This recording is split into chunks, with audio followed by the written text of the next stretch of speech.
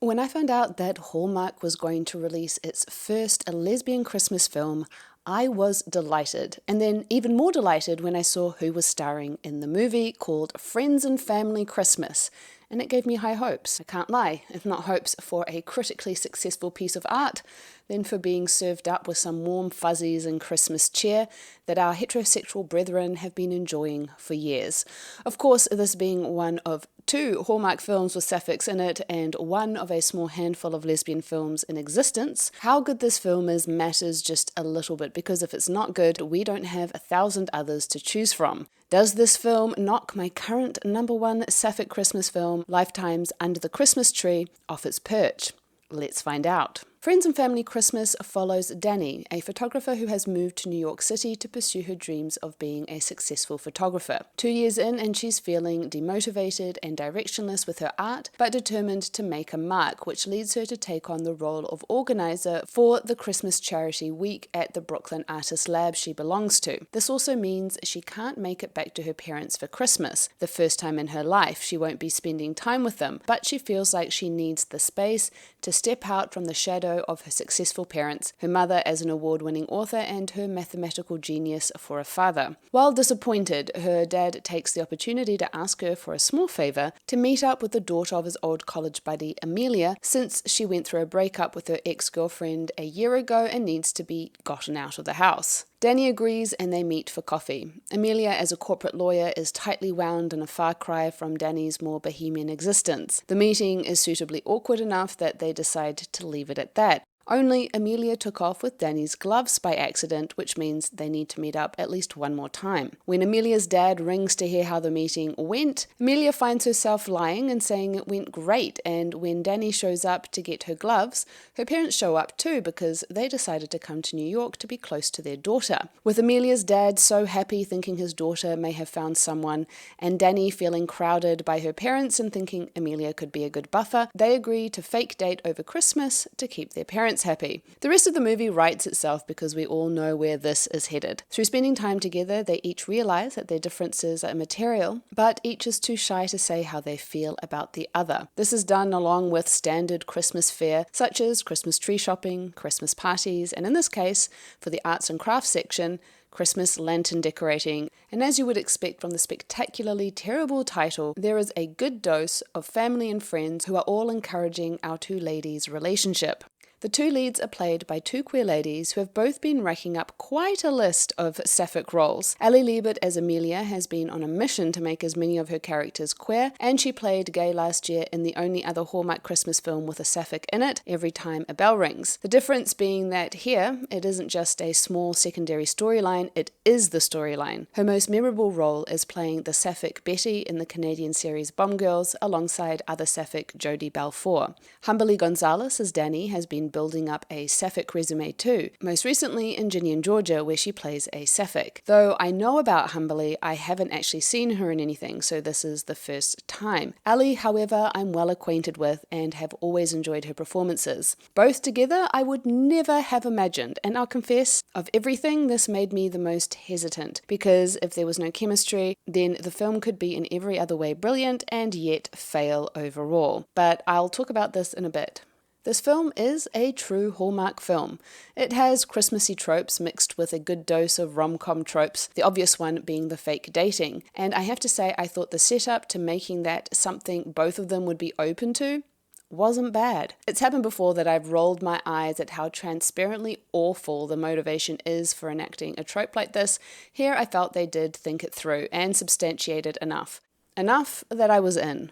Their initial meeting did its work to place them as two very different types of people, symbolized through the black coffee Amelia versus the double peppermint coffee Dani. And despite the rough start to their coffee date, the scene managed to guide the characters through to where they seem to connect. I have to shout out the fact that they immediately pinned each other's astrology signs down, which has, in and of itself, become its own lesbian trope, alongside with U-Haul jokes, which they also managed to slide in. So they connected, but not enough to ensure a second date. Although there was a moment there that meant when Amelia lied to her dad about how brilliant their date went, it didn't feel too contrived that firstly she'd lied, because I think she was certainly attracted to Dani straight away, but simply too scared to go there, which was perfectly encapsulated in her own words. and therefore willing to let it go, even if her subconscious had other plans. Dani's reason to agree to the fake dating did feel a little more convoluted, but still solid enough to get the main part of the film going. Speaking of tropes, I do want to briefly touch on what feels like something that is becoming another trope for the sapphics, namely the photography. From lesbians drawing each other in content like Portrait of a Lady on Fire and The 100, to lesbians photographing each other in Carol, Disobedience, Elena Undone, and M. Familia, it feels like it's becoming a device to establish a female gaze of women looking at women, a way for women to observe and capture other women through the feminine lens. It's just something I've been noticing. Here it is used as a crucial device to draw the ladies together and to create a full circle effect when Dani has her somewhat grand declaration, which usually I find these grand declarations to be over the top and too much, but here they toned it down in a way that I thought was charming. While it took the conspiring of both Dani's parents and friends and Amelia's dad, it was a private moment between the two and led to something I have been wondering about, the kiss. So maybe a general spoiler warning here. Hallmark has been, at least in my mind, associated with a more conservative white middle-class family demographic, which is probably why it's taken until now for a film like this to be released. In Under the Christmas Tree, the interrupted kiss and the cutaway final kiss left me a little disappointed, and even in Tallo's latest release, A Holiday I Do, who very specifically make lesbian Christmas films, I was miffed at the pan away just as they locked lips. So you can imagine that I was dubious about what Hallmark would serve us up with. And I'll say, I was pleasantly surprised. We got 2 decent kisses, and by the time they did kiss, I wanted them to. Quite a lot, actually. I was feeling things, y'all, and that delighted me. They grew the attraction so that by the time they went to the Christmas party for Amelia's work, there was a nice little buzz going on, and when Amelia walked her to her front door, it was super awkward because it was clear how bad Amelia wanted to kiss Dani. Just look at those eyes looking at her lips. And Dani was clearly wanting Amelia to kiss her, but neither of them had the guts to make a move, which is so very relatable. Meanwhile, there was me smiling like a goof and nodding my head in encouragement as if they could see me. They didn't kiss, of course, which I also appreciated because it was building up the tension. And if there's something that I enjoy, it's the tension. Later, when Amelia took hold of Dani's hand when at the silent auction, I felt that, and when a simple hand touching feels like a moment, I know I'm buying the chemistry, so yes. They had chemistry. But does it usurp Under the Christmas Tree as my favourite lesbian film? Well, overall I do think that Under the Christmas Tree was a tighter, cleaner, and ultimately better script. And it felt pretty sleek as a story. Friends and Family Christmas felt a little rougher around the edges. When Kylie, Dani's friend, suggested they do a collab, I expected that that would play into the art piece Dani would ultimately donate to the auction, but it didn't. Instead, it felt like Kylie as a character never quite found her footing.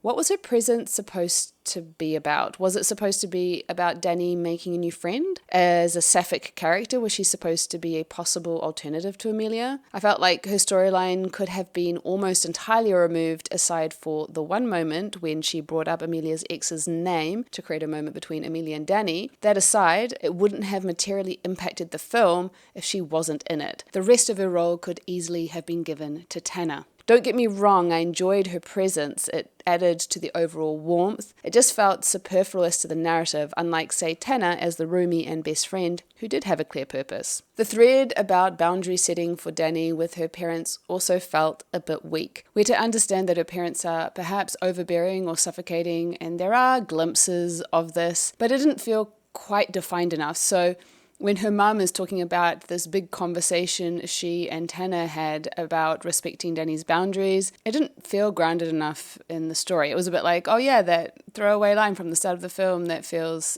a little bit underdeveloped. And really, it was Dani who needed to set boundaries with her work and with her family, which she didn't do. There was no conversation she had with her mum or with her friends at work. It was raised as an issue but not resolved. Equally, the multiple references to not knowing what to wear to the Christmas party felt like it was building up to something and ultimately went nowhere. Then there was how Amelia was clearly struggling with still having feelings for her ex and being very scared to let herself love again, which was her major obstacle for the film.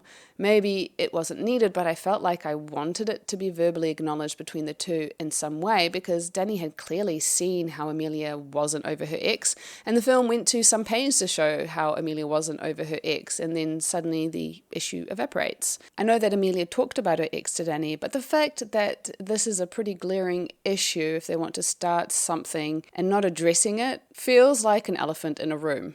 And then there was my biggest beef for the film that I also appreciated, but I didn't. The fact that when they do get together, which is great, exactly what I wanted, they then also hang the fact that Dani has gotten this grant to do travel photography, which takes her away from Amelia, over this happy ending. I appreciated that Dani was not being put in a position to choose between love or career. It feels often these Christmas films are pushing the female lead to give up on a career to choose love and to move back to their small hometown. Granted, they often set it up so that the protagonist secretly wants to give up the big dream, but here I liked that both women were shown to be passionate about what they were doing, or in Amelia's case, loves the law but wants to go into a new direction. But the consequence of Dani not having to choose is that it became a bit of a bittersweet coming together, because an eventual separation is clearly on the table, and it did just a little take away from the happy ending, at least for me. Better would have been Amelia ending up in a space where she would want to go with Dani or something like that. And so I find myself weighing up family and friends Christmas with Under the Christmas Tree, and it's a close call. Which one takes the number one spot?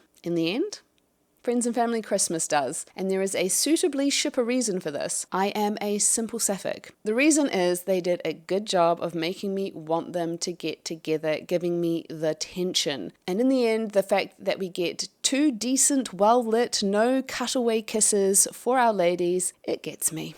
Not only that, but a lovely warm ending where we get to see them surrounded by friends and family and sharing a moment together, being affectionate, being a couple, and being in love. Feelings. And in the end, that's kind of what I want out of a Christmas film. Under the Christmas Tree didn't quite hit those notes as well. How does Family and Friends Christmas rank for you? Has it gotten your number one spot? What is your number one? Be sure to check out my sapphic Christmas list on your screen, and until next time, lady lovers.